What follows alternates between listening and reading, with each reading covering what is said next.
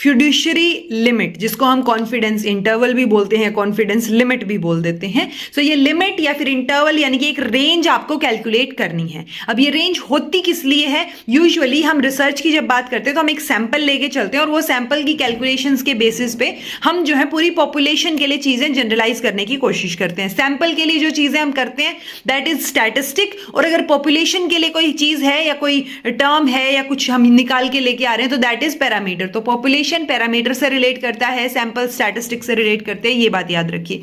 दूसरा, fiduciary limit एक true value कहां लाई करेगी? पैरामीटर के लिए यानी पॉपुलेशन के लिए। सो वो चीज हमें बताती है, आप लिख भी सकते हो statistical range within which the true value of a parameter is likely to fall based on जो observed data and a specified confidence level. Okay, तो एक पर्टिकुलर कॉन्फिडेंस लेवल पे, एक पर्टिकुलर लेवल ऑफ सिग्निफिकेंस पे हम इसको calculate करने की कोशिश करते हैं।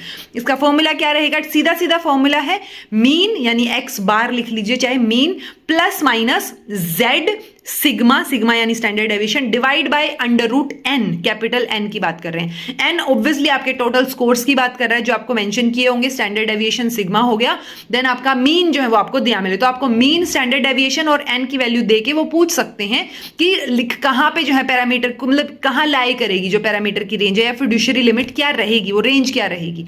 सो वो प्लस माइनस इसीलिए दे रखा है, प्लस करेंगे एक बार, प्लस करके आप फॉर्मूला यूज करें, एक बार माइनस करके तो एक रेंज आ जाएगी, दो वैल्यूज आ जाएंगे आपके पास। ओके, z की वैल्यू अगर नहीं दे रखी हो तो आप z की वैल्यू 2.58 लेके चलेंगे 0.01 लेवल ऑफ सिग्निफिकेंस पे, और 1.96 लेके चलेंगे 0.05 लेवल ऑफ सिग्निफिकेंस पे। तो इस तरीके से आप ये क्वेश्चन सोल्व कर सकते हो। अब मैं आपको एक क्वेश्चन दे रही हूं, मीन अगर आपका 100 है, स्टैंडर्ड डेविएशन आपका 20 है, n की वैल्यू 100 है, तो आपकी जो है वैल्यू क्या रहेगी? आप लगा लीजिए 0.01 लेवल ऑफ सिग्निफिकेंस के ऊपर। आपको फिड्यूशियरी रेंज या फिड्यूशियरी लिमिट जो है, जो इंटरवल है आपका, वो आपको कमेंट करके बताना है। जिसका सही कमेंट होगा मैं उसको या तो हार्ट आपको मिल जाएगा, यानी कि आपको पता चल जाएगा कि हाँ ये वाला आंसर जो है वो सही है, या फिर मैं खुद पिन कर दूंगी आंसर आपका 1-2 दिन में। ओके, सो आप इस क्वेश्चन को सोल्व करके देखिए और मुझे बताइए क्या आंसर रहेगा इस फॉर्मूला के बेसिस।